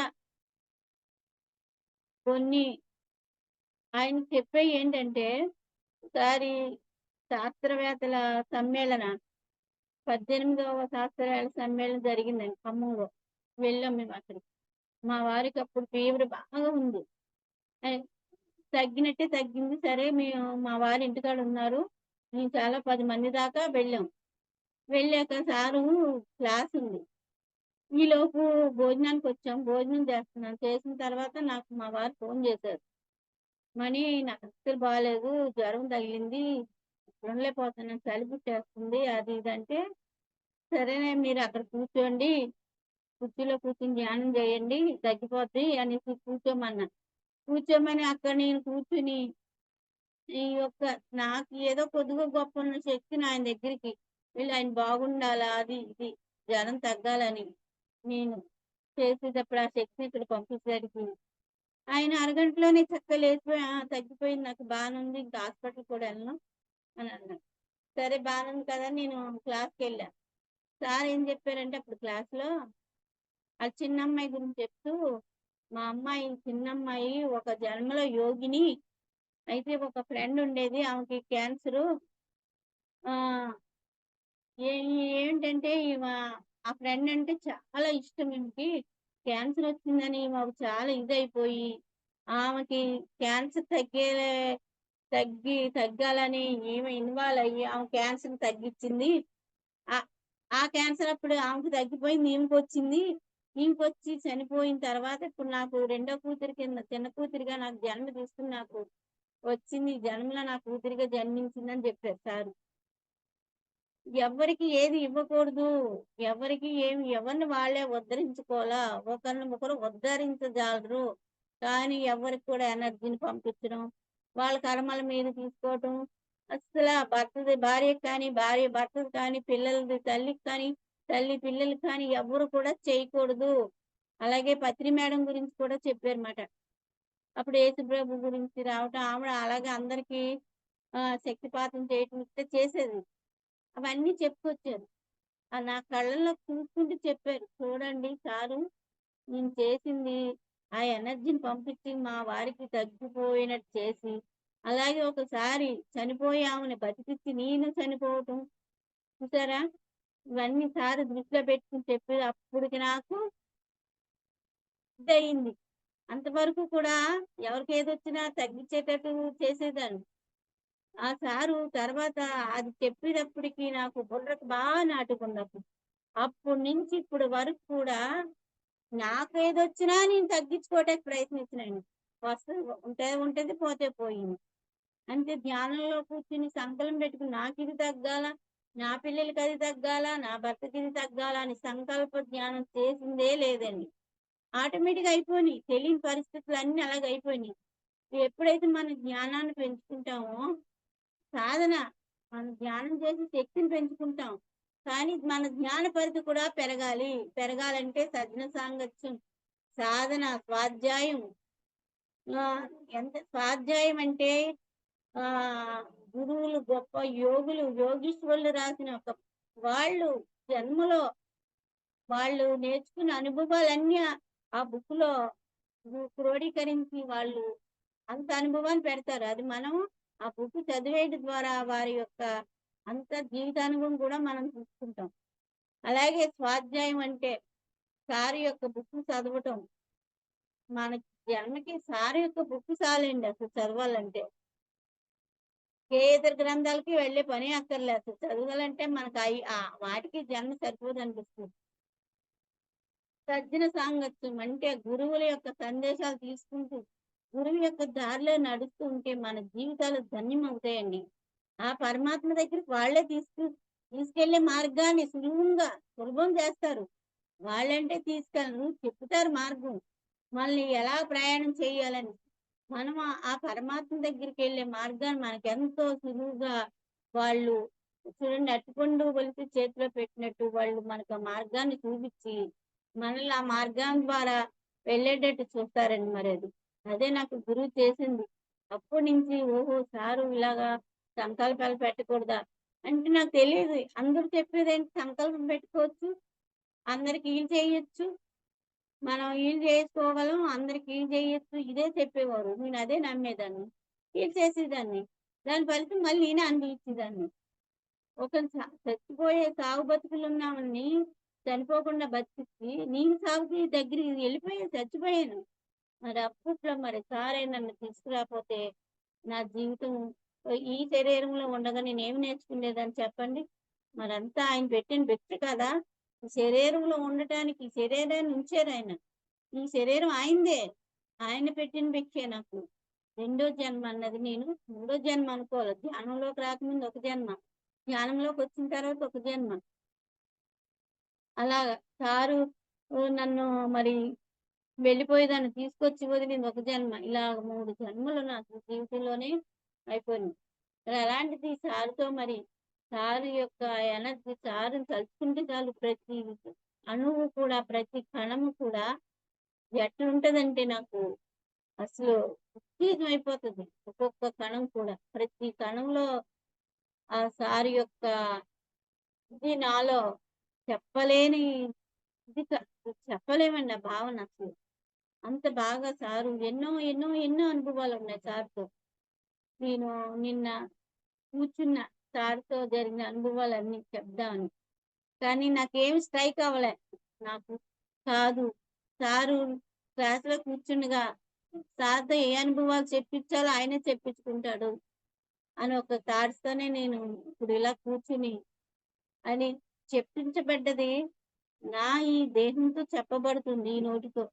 చెప్పించేది, చేసేది అంతా కూడా ఆ పరమాత్మేనండి. ఆ పత్రి సారు ఆయనే చెప్పుకుంటున్నాడు.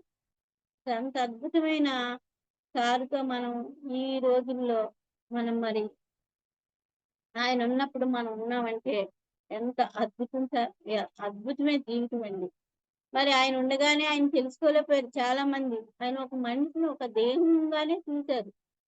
మరి ఆ పరమాత్మ దేహం ఉండదు కదండీ! పరమాత్మకి మరి ఒక దేహం తీసుకొని ఆ పరమాత్మే మనకి వచ్చి, మనకింత జ్ఞానాన్ని అందిచ్చి, మనం మన ఆత్మోన్నతికి మన ఎదుగుదలకి ఎంతో కృషి చేశారండి. ఆ గురువు రూపంలో మరి ఆ పరమాత్మ. సాక్షాత్తు పరమాత్మండి ఆయన. ఆయన గుర్తింపు లేకుండా 2012 ఏదో జరిగిందని అసల గురువుని ఎంతో మంది వెనకబడిపోయారు మరి. మరి అలా టైంలో కూడా నేను వచ్చిన కొత్తలో అయినా సరే నేను ఆ గురువుని వదిలిపెట్టలేదండి. మన ఆత్మే మనకు ప్రబోధిస్తదండి అసలు. అలాంటి గొప్ప గురువు అన్నది అసలు దొరకరండి. మరి ఇలాగా జీవితంలో ఎన్నో అనుభవాలండి.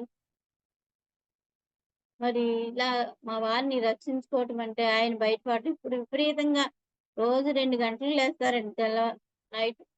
మరి చేస్తూనే ఉంటారు. ధ్యానం చేస్తూనే ఉంటారు తెల్లవార్లు. మరి ఆ శక్తి వల్లే ఆయన్ని రక్షించుకోగలిగారు. మరి ఆ ఆ శక్తి ఉండబట్టే తను ఇప్పటి వరకు కూడా అసలు 6 నెలలు కాదు 3 నెలలు అన్నవాళ్ళు ఇప్పుడు ఆహ్, 17 సంవత్సరాలు ఎన్నోనండి మరి. అంత అద్భుతమండి. 70% కిడ్నీలు పోనీయండి మరి 2. అయి నార్మల్‌కొచ్చినంటే ఇది ఎంత విశేషమైంది చెప్పండి. ఇన్ఫెక్షన్ అంటే కొద్దిగా తగ్గుతది. పర్సెంటేజ్‌లో తగ్గుతది. కానీ డ్యామేజ్ అన్నది ఒక మామిడిపండు ఉందనుకో పండు, ఆ సగం కుళ్ళిపోయిందనుకోండి, ఆ సగం తర్వాత కొద్దిగా కుళ్ళిపోతూనే ఉంటది కానీ, కుళ్ళిపోయింది బాగుపడడం అన్నది ఎక్కడా లేదండి మరి. అలాంటిది మరి డ్యామేజ్ తగ్గిందంటే, నార్మల్‌కొచ్చిందంటే ఇది ఎంత అద్భుతమైందండి. మాకు తెలీదండి ఇలాగ. రోగాలు ధ్యానం చేస్తే రోగాలు తగ్గుతాయి. ఆస్ రోగాలు తగ్గటానికి ధ్యానం కాదండి. ఇప్పుడు తెలుసుకున్నదంటే, రోగం తగ్గుతదని మరి మేము ధ్యానం చేయలేదు. చచ్చిపోయే ముందు చేద్దాం అన్నట్టు చేసాం. అంత డిసీజ్ ఎలా తగ్గుతదనుకుంటామండి? అంత డిసీజ్ తగ్గుతదనుకోం మనం. కానీ అది దైవ సంకల్పమే నిజంగా. ప్రతిసారి సంకల్పమే. మరి అట్లాగే మరి ఇప్పుడు ఈ జ్ఞానాన్ని పెంచుకుంటూ, అప్పుడు జరిగిన సంఘటనలు ఇప్పుడు మాకు అర్థమవుతూ, ఇప్పుడు కూడా ఎప్పుడూ కూడా ధ్యానం వల్ల ఇది తగ్గాలి, అది ఇంకంతే సార్ ఎప్పుడైతే అది చెప్పారో అన్ మనకి నాకు నన్ను ప్రత్యేకించి నాకు చెప్పినట్టుగా అంటే అందరికీ చెప్తారు. ఎవరికి వాళ్ళే నాకే చెప్పారు, నాకే చెప్పారు. కానీ బలంగా అప్పుడు నాకు జరిగింది కాబట్టి అది నాకే చెప్పారన్నట్టు ఎప్పుడైతే ఈయన కూర్చోబెట్టి నేను సంకల్ప జ్ఞానం చేసి ఆ ఎనర్జీని పంపించి ఆయనకి తగ్గిచ్చానో అది సార్‌కి తెలుసు. సర్వంతర్యామి కదా ఆయన. అప్పుడు అది చెప్పడం జరిగిందన్నమాట. వాళ్ళ చిన్నమ్మాయి గురించి. ఎవరి గురించి సంకల్పాలు పెట్టుకోకూడదు. ఆ కర్మ వాళ్ళకి వదిలిపోద్ది కానీ, ఆ కర్మ మనకి ఉంటుంది అని ఇయన్నీ చెప్పేటప్పటికి, నాకు పత్రి గారు ఏది చెప్తే అదే వేదమండి. ఇంకో భగవంతుడే దిగి వచ్చి ఏది చెప్పినా కూడా, ఇది నాకు పత్రి చెప్పిందే. అలాగే తటవర్తి వారు చెప్పింది. పత్రి గారి తర్వాత ఇప్పుడు తటవర్తి వారు. ఆయన ఏదైతే చెప్పారో ఈయన అదే చెప్తారు. మరి ఆయన చెప్పింది ఏదైతే నేను అప్పుడు విన్నాను. ఇంకోటి ఇప్పుడుకొచ్చి ధ్యానంలో కూర్చుని ఎవ్వరికి ఏదొచ్చినా కూడా ఇది తగ్గాలి, అది తగ్గాలని ఉండదు. ఎవరిని వాళ్ళే ఉద్ధరించుకోమన్నారు. సారే చెప్పారు. కానీ మనకి ఏదొచ్చినా సరే నాకు ఇది తగ్గాలి, నాకు ఈరోజు ఈ ఫీవరొచ్చింది, లేతే పలానా జబ్బొచ్చింది తగ్గాలని ఎప్పుడు కూడా నేను సంకల్పం పెట్టి నా గురించి నేను కూడా అస్సలు కూర్చోనే లేదండి. చేయటమే. ఓపికున్నంత వరకు సాధన చేయటం, జ్ఞానాన్ని వినటం, విన్న జ్ఞానాన్ని అందరికీ చెప్పడం. క్లాసులకి వెళ్ళటం. దూరము లేదు, దగ్గర లేదు. ఎక్కడ క్లాస్‌కి పిలిస్తే అక్కడికి వెళ్ళటం, చెప్పడం. జూమ్ క్లాస్‌లో ఎవరైనా పిలిచినా చెప్పడం. అన్నిటికి ఇంపార్టెంట్ ఇచ్చేది క్లాసేనండి. ఎంత పనున్నా, ఏదున్నా సరే. క్లాసు తర్వాతే నాకు ఆ పని అన్నట్టు. ఎందుకంటే ఈ జ్ఞానాన్ని ఇస్తున్న ఆ అదృష్టం కలిగింది. ఆ భాగ్యం మనకు కల్పించారు. మరి వాళ్ళకి చెప్పగలిగే భాగ్యం కల్పించారు. అంతమందిలో ఒక్కళ్ళన్నా మారక తప్పదండి. క్లాస్ ద్వారా అంతమంది క్లాస్‌కొచ్చినా అందులో ఒకళ్ళిద్దరే జ్ఞానాన్ని తీసుకున్నా, మరి వాళ్ళు మారి వాళ్ళు శాకాహారులయ్యి, వాళ్ళు మరి జ్ఞానాన్ని చేస్తూ ఆ పరమాత్మను తెలుసుకునే స్థాయికొస్తున్నారంటే మనకెంత ఆనందం చెప్పండి. ఇంతకు మించిన ఆనందం ఎక్కడా ఉండదు. అది బ్రహ్మానందం అండి అసలు. బ్రహ్మానందం అంటే ఏంటో కూడా రుచి చూపించారు పత్రి సార్ మరి నాకు. ఆనంద స్థితి మనం ఒక గులాబ్ జామ్ తిన్నామనుకోండి. ఎంతమంది అడుగుతారు గులాబ్ జామ్ తిన్నాం బావుంది, బావుందని చెప్తాం. కానీ బాగుంది. ఎలా బాగుంది? అది తిన్న వాళ్ళకే ఆ యొక్క రుచి తెలుస్తదండి. అలాంటి ఆనంద స్థితిని కూడా నేను పొందేటట్టు నాకు నా గురువు ఈ పరమాత్మ ఆహ్, పితామహ పత్రిజీ నాకు అన్ని వేళలా అండదండలుగా ఉండి మరి ఆయన నన్ను రక్షించుకుని నాకు ఇప్పుడు ఈ స్థాయిలో, ఈ స్థితిలో ఉంచారండి మరి. అలాగే మా వారికి ఇప్పుడు కూడా ఏంటంటే కర్మలు మనం ఒక సాధన ఎప్పుడైతే మన సాధన పెరిగి మనము ఒక కరెక్ట్ నిర్ణయానికొచ్చేస్తామో, మన సాధన స్థాయి పెరిగే కొద్దీ మనకెన్నో వస్తుంటాయండి. పరీక్షలొస్తా ఉంటాయి. ఆ దైవమే మనకి పరీక్షలు పెడతది. ఓహ్! నువ్వనుకుంటున్నావు అది నువ్వు చేయగలవా అని టెస్టింగ్. ఆ టెస్టింగ్‌ని మనం ఎదుర్కొంటే మనకి మబ్బు విడిపోయినట్టు అన్ని సమస్యల నుంచి మనం బయటపడతామండి మరి. మరి అలాగే మా వారికి క్యాన్సర్ కూడా వచ్చిందండి. క్యాన్సర్ వస్తే హాస్పిటల్‌లో సర్జరీ చేశారు. చేసినప్పుడు మరి డాక్టరు మేమందరం ఆశ వదులుకున్నాం. మరి ఆపరేషన్ చేసిన డాక్టర్ వచ్చి ఏమన్నాడంటే, "అసలు ఐసీలో ఉన్నారు. ఐసీలో ఉంటే మేము బయటుంటే వచ్చి ఒక 2 రోజుల తర్వాత ఐసీలోనే ఉన్నారు అప్పటి వరకు కూడా. 2 రోజుల తర్వాత డాక్టర్లు ఎళ్ళిపోతూ మేము ఐసీలోకి మనల్ని ఎళ్ళనివ్వరు కదా! బయట ఎక్కడో కూర్చున్నాం. వచ్చి దగ్గరికొచ్చారు డాక్టరొచ్చి, "మేడం మీరెవరన్నారు?" ఇలాగ గోవర్ధన్ గారు ఐసీలో ఉన్నారు కదండీ! సర్జరీ అయింది. ఆయన మీకు తెలిసిన ఓహ్! మేడం ఆయనకేమి డోకా లేదండి. అసలు మాకు రికార్డ్ బ్రేకు. ఆయన 4థ్ స్టేజ్ క్యాన్సర్ అండి. ఈ సర్జరీ సక్సెస్ అయింది మేడం. అసలు నూటికి ఒకళ్ళు కూడా అట్లా సక్సెస్ అవ్వదు. అట్లా బాగా ఇంకే డోకా లేదు అని చెప్పడం అంటే ఆ పరమాత్మ నాకు చెప్పించాడు ఆ డాక్టర్ ద్వారా. చూసారా అద్భుతాలు? ఇవన్నీ అద్భుతాలు కాదండి. ఎంత అద్భుతమండి. మరి హ్మ్. మనకి కష్టాలిస్తున్నాడంటే మనం ఆనందపడాలా. ఎందుకంటే ఏదొచ్చినా ఓకే. దాని ద్వారా నేర్చుకుంటాం. మన ఎదుగుదల ఉంటది. మనం ఎందుకొచ్చామండి మరి? మనమే పరమాత్మ కదా! మరి మనమే పరమాత్మయ్యి మనం ఆ పరమాత్మ నుంచి విడిపడి మన భూమి మీదకొచ్చి ఏ కష్టాలు, ఏ బాధలు ఏ సమస్యలు లేకుండా మనం ఎలాగ ఎదుగుతాం చెప్పండి? అది మన ఎదుగుదలకే అని ఎప్పుడైతే మన గురువొచ్చి మనకు చెప్పాడో, ఆ గురువు మాట మీద నమ్మకం ఉండాల. గురువు ఏం చెప్తున్నాడు? గురువు నాకు ఇది చెప్పాడు అంటే, మనం ఆ గురువు మీద అసంచలమైన విశ్వాసం ఉన్నప్పుడే మన ఎదుగుదల అన్నది ఉంటుంది. డౌటా? కరెక్టా? కాదా? ఈ డౌట్‌లు ఉండకూడదు. ఈ సమయత్తు డౌట్ కూడా ఉండకూడదండి అసలు.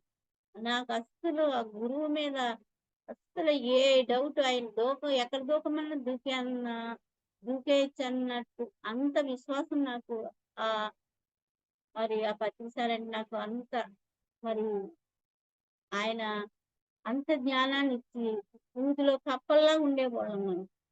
అసలు అలాంటిది తీసుకొచ్చి ఇప్పుడు ఆడవాళ్ళని బయటికి పంపించకూడదు. తోడుండాలా. అప్పుడు భయం బయటికెళ్ళాలన్నా. మరి అలాంటోళ్ళు ఇప్పుడు ఎక్కడికన్నా ఒంటరిగెళ్ళి క్లాసులు చెప్పే స్థాయికి ఆ గురువు మనకు ఆ జ్ఞానాన్నిచ్చి మరి తీసుకొచ్చాడంటే ఎంత చూడండి మరి. ఎంత అద్భుతమయంగా ఉందో మరి. హ్మ్.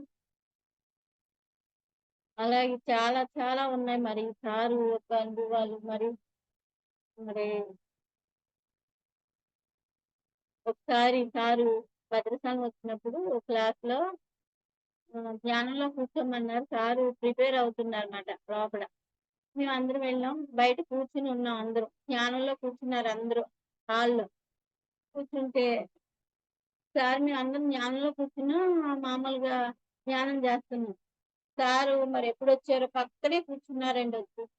ఎప్పుడు నాకు పక్కన స్థానాన్నిచ్చారాయన. కూర్చుని ఆ సాధన అంతా అయిపోయాక ధ్యానం అయిపోయాక ఓకే చెప్పారు. ఓకే కళ్ళు తెరిచారు. సార్ పక్కనున్నారు. ఏంటి మేడం మీరెప్పుడొచ్చారు మేడం? నా పక్కనే వచ్చి కూర్చున్నారు. నన్ను వదలరా మేడం మీరు? ఎంత అద్భుతం సార్ మాటలు చెప్పండి. ఆయనొచ్చి నా పక్కన కూర్చుని ధ్యానంలో ఆయన పక్కన కూర్చుని ఆయన ఎప్పుడొచ్చాడో, ఎప్పుడు కూర్చున్నాడో తెలీదు. కూర్చుని మళ్ళీ ఏంటి మేడం ఎప్పుడు నా పక్కనే కూర్చుని నన్ను వదిలిపెట్టరా? ఎప్పుడొచ్చారు మీరు నా పక్కన ఎప్పుడు కూర్చున్నారని అడుగుతున్నారు. ఎంత అద్భుతం చూడండి. అంత భాగ్యం, అంత అదృష్టం ఏ శిష్యురాలికొస్తుంది చెప్పండి? అంత అలాంటి అద్భుతాలు ఎన్నో ఎన్నో మిరాకిల్ చేశారు సారు.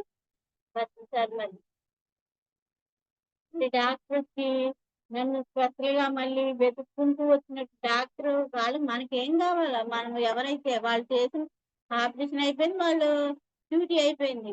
మనం చెప్పవలసిన అవసరం కూడా లేదు. మరి ఆ పరమాత్మే మరి మనకి ఆ రూపంలో చెప్పించి, నా గురువు నన్ను అన్ని విధాలా ఆదుకుని నా జీవితంలో ఒక్కొక్క మెట్టు పైకెక్కిస్తూనే ఉన్నారు సారు మరి. మరి అంత అద్భుతమైన మరి అలాంటి గురువు మనకి ఎన్ని ఆ గురువు దొరకాలంటే మనం కూడా తక్కువోళ్ళం కాదండి. అబ్బో! మనం కూడా ఎన్నో జన్మలు సాధన చేసి, మనం కూడా పుణ్యాన్ని తెచ్చుకుని, ఆ గురువుని ఎన్నుకుని, ఇలాంటి గురువులు ఎన్నుకొని మనం వచ్చామంటే మనం కూడా తక్కువోళ్ళు కాదు. మనం కూడా పూర్వ జన్మల పుణ్య ఫలం. మనం అలాంటి గురువుల దగ్గర చెంతకు చేరి, మరి ఆ పరమాత్మ గురించి తెలుసుకుంటూ హ్మ్. ఆ పరమాత్మ స్థాయికి మనం ఎదిగేటట్టు చేస్తున్న మరి ఆ గురువులకి మనం ఎంత ఎంత ధన్యవాదాలు చెప్పుకోవాలి చెప్పండి. ఎప్పుడూ కూడా సార్ ఒకసారి భద్రాచలం నుంచి మేము క్లాస్ అయిపోయాక వచ్చేస్తుంటే, మళ్ళీ సార్ కారులో వచ్చి సగం దూరం కారు ఆఫ్ జేసి మేము నడుచుకొని వస్తున్నాం. ఆఫ్ జేసి "మేడం ఇక్కడున్నారా ఇంకాని" అనేసి గబగబా దిగొచ్చి కారు ఆఫ్ జేసి దిగొచ్చి షేక్ హ్యాండ్ ఇచ్చి ఏ ఆ చెయ్యిని ఇలా ముద్దు పెట్టుకొని ఆ సారు "మేడం వెళ్లి రండి" అని చెప్పడం. ఇవన్నీ చాలా చాలా అద్భుతాలు. ఒక్కొక్క దానికి ఒక్కొక్క కారణం సారు చేసేదానికి. అప్పుడు ఎన్నో ఎన్నో మాకు కష్టాలొచ్చినియి. అవన్నీ కూడా సారు మాకు ఆ ఎనర్జీనిచ్చి, ఆయన తెలియకుండానే మనకు అది ఇస్తున్నట్టు కూడా చూడండి ఒక గురువు శిష్యుల్ని కాపాడుకోవటానికి నేనే కాపాడుతున్నాను. నేనే నా శక్తి ద్వారా నా నా శిష్యులు కాపాడుకున్నాను ఎక్కడ కూడా వ్యక్తం చేయరండి. అలాంటి వాళ్ళే గురువులండి అసలు. తిరిగేసి మళ్ళీ నేనే శక్తిని లాక్కున్నట్టు ఆయన క్యాజువల్‌గా అంటూ మరి ఆ శక్తినిచ్చి, ఆ ధైర్యాన్నిచ్చి ఆత్మస్థైర్యాన్ని ఇచ్చి మరి వచ్చే పరిస్థితి ఇలాంటి తట్టుకునే శక్తిని నాకు ఇచ్చి మరి ఇది చేశారంటే మరి ఎంత అద్భుతం చెప్పండి. చనిపోయిన దాన్ని బతికిచ్చారు. చనిపోయాను. స్పష్టంగా నాకు తెలుసు. వాళ్ళు తీసుకెళ్తున్నారు. వెళ్ళిపోతున్నాను. వస్తారా మేడం అంటే వస్తాను. ఓకే అనేసి వెళ్ళిపోతున్నా. అక్కడ కూడా నేను అభ్యంతరం చెప్పలే. వెళ్ళిపోతుంటే సారు వాళ్ళకి మాట ఇచ్చాను సార్ నేను. వాళ్ళు రమ్మన్నారు. వస్తారా మేడం అంటే వస్తానన్నాను. ఓకే అన్నాను. మాట ఇచ్చాను కదా సార్ మరి ఎట్లా అంటే అక్కడ కూడా మాట గురించి నేను వెళ్ళిపోతానని చెప్పాను. సార్ వాళ్ళకి నేను చెప్తాను మేడం మీరు రండి అని తీసుకొచ్చి నన్ను చావు నుంచి బయటకు తీసుకొచ్చి మరి ఈ దేహాన్ని ఇంకా ఉంచారు. ఈ దేహంలో మరి ఆ చైతన్యాన్ని ఉంచారంటే మరి ఎన్నో చెయ్యాలి కదా మరి. తానా పీనా సోనా కాదు కదా మనం చేయవలసింది. మనం ఎవరు ఎందుకొచ్చామో తెలుసుకున్నాక కూడా మనం ఇంకా నీ చేతులు ముట్టుకుని కూర్చోలేం మనం. కానీ జీవితంలో అన్నీ నేర్చుకుంటూ ఒకప్పుడైతే ఏడుద్దాం. అయ్యో! నాకు ఇలాగా నా బతుకు ఇలాగా అట్ట ఇట్ట అని. కానీ ఎప్పుడైతే గురువు యొక్క జ్ఞానం మనలో ఉందో మనం ఏదైనా దాటేయగలం. ఈజీగా దాటేయగలం. ఏడుపు ఉండదు, బాధ ఉండదు, ఏముండదు. ఒక సాక్షిగా అయిపోతాం మనం. ఒక సాక్షిగా అయిపోయి పరమాత్మ ఎలాగా చంపబడేవాళ్ళు ఆయనే, చంపించేవాళ్ళు ఆయనే. శుద్ధాశుద్ధంలో ఆయనే. ఒక సాక్షిగా ఉంటాడంతే.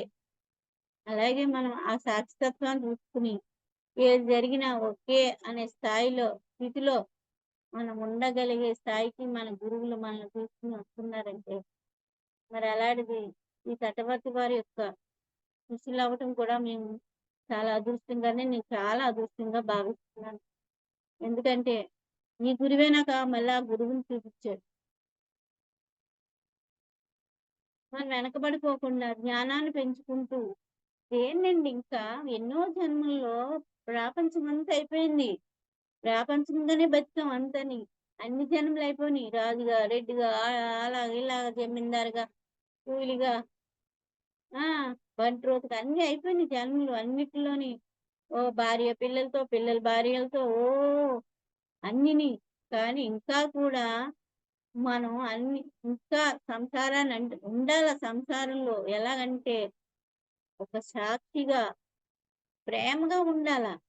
వాళ్ళు ప్రేమగా చూసుకోవాలి, బాధ్యతలు నిర్వర్తించాలి. కానీ మమకారంలో కొట్టుకుపోకూడదు.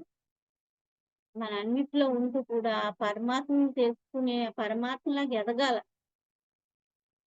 ఆ ఎదిగేదే మనకి ఆ మార్గం చూపించింది మనకి గురువులండి. అలాంటి గురువులు దొరకడం అన్నది లేకపోతే మనం ఏ హిమాలయానికి వెళ్ళామండి వాళ్ళకంటే మనం చాలా గొప్పవాళ్ళం. హిమాలయాలకు వెళ్ళి తపస్సు చేసుకుని వాళ్ళు ఏం సాధిస్తున్నారు? వాళ్ళు తరింప చేసుకుంటున్నారు. ఎవరిని తరింప చేసుకోవట్లే. అలాగ తరింప చేయాలంటే మళ్ళీ జన్మలు తీసుకోవాలి. వాళ్ళు ఎన్నో జన్మలు తీసుకుని ఈ జ్ఞానాన్ని బోధించాలి. మనం ఈ జన్మలోని అన్ని తెలుసుకునేలాగా మనకి ఆ శక్తిని ప్రసాదించి మనకి ఆ మార్గాన్ని చూపించి మన శక్తిని పెంచుకునేలా చేసి ఆ జ్ఞానాన్ని పెంచుకునేలా చేసి మనం తెలుసుకున్న జ్ఞానాన్ని 10 మందికి చెప్పుకుంటూ ఆ ఆ అందరికి ఇస్తూ అవకాశం దొరికినప్పుడల్లా అవకాశం దొరకడం కాదు, కల్పించుకుని కూడా మనం ఆ జ్ఞానాన్ని అందరికి ఇస్తూ మరి వెళ్తున్నామంటే ఎవరి స్థాయిలో వాళ్ళు మనం చేయగలుగుతున్నామంటే మరి ఆ గురువు మనకి ఇచ్చిన జ్ఞానమే కదండి. మరి ఒక సాక్షి తత్వం కింద చెప్పడం తేలికండి. నేను ఆత్మనే, అందరిలోనే ఆత్మయే, అందరూ సాక్షిగా ఉండాలని చెప్పడం చాలా తేలిక.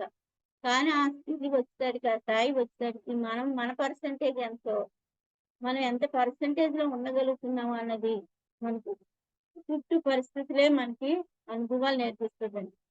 అడవికి వెళ్ళిపోతే అక్కడ కూర్చుని ధ్యానం చేస్తే దానివల్ల అరిషడ్ వర్గాలు ఏమున్నాయి మనకి ఏం తెలుస్తుందండి? ఎవడి మీద కోపం రావాలంటే అక్కడ కోపం ఉందో లేదో తెలియండి. ఒకడంటూ ఉండాలి కదా. మన మన కోపాలని కలిగించే పరిస్థితులు వాడి ద్వారా మనకి రావాలి. అప్పుడే మన కోపం ఉందా లేదా, ఉన్నది ఎంతవరకు ఉంది, ఎంతవరకు మనం ఆ కోపానికి వశమైపోతున్నాం, ఎంతవరకు నిలబడుతున్నాం తెలియాలంటే చుట్టూ మనకు ఉండాలి కదండి. అదే కదా సంసారంలో నిర్వాణం అంటే. క్రోధం, కోపం, తాపం ఇవన్నీ మరి ఉండాలంటే మోహం ఇవన్నీ ఉండాలని తెలిసేదంటే ఈ సంసారంలోనే నిర్వాణం. మన సంసారం ఉంటేనే తెలుసుకోగలం. ఎవరు లేకుండా వెళ్ళి ఎక్కడికో అడవులకెళ్ళిపోయి కూర్చుని, ధ్యాన సాధన చేసుకుని, మనం వాళ్ళ తరించుకుని అదంతా గొప్పవాళ్ళం మనం. మన సామాన్యులం కాదండి. అంత గొప్పగా తీర్చిదిద్దిన మన గురువు ఎంత గొప్పవాడండి మరి. ఇలాంటి గురువు ఏ జన్మలోని రాలేదు. అసల ఏ జన్మలో కాదు, ఏ యుగంలోని రాలే. మరి ఈ యుగంలో ఈ భూమి మీదకొచ్చి మనకింత జ్ఞానాన్ని చెప్పారంటే మనం కూడా ఎంత సాధన చేసి జన్మజన్మల సాధన చేసి ఉన్నామో చెప్పండి చూడండి మరి. అలాంటి గురువు యొక్క జ్ఞానం మనకి అలాంటి గురువు దొరికాడంటే మరి మనం ఎంత అదృష్టవంతం చెప్పండి.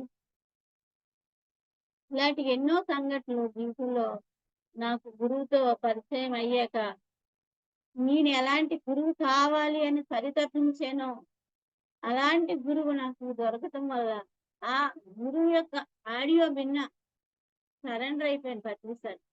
నాకు ఎలాంటి గురువు వసుదైక కుటుంబం అయిన అందరిలోనే ఆత్మతత్వాన్ని చూసే అందరూ ఒకటే.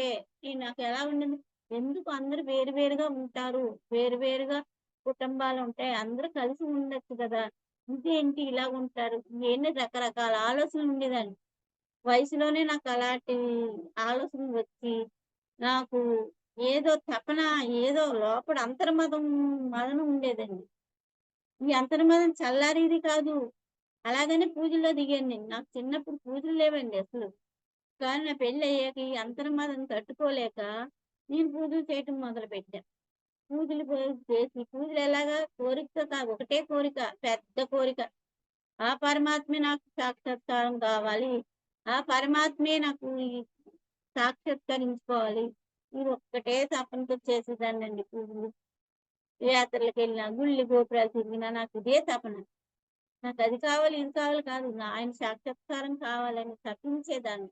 ఆ తపనే నాకు, ఆ పరమశివుడే నాకు ఈ జ్ఞాన మార్గాన్ని తెలియజేశాడండి.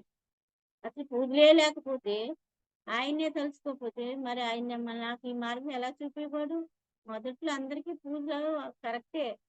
కానీ ఎప్పుడైతే మన జ్ఞాన సాధనలోకి వచ్చి పరమాత్మ పరమాత్మను తెలుసుకునే మార్గం ఇదే, పూజ కాదు.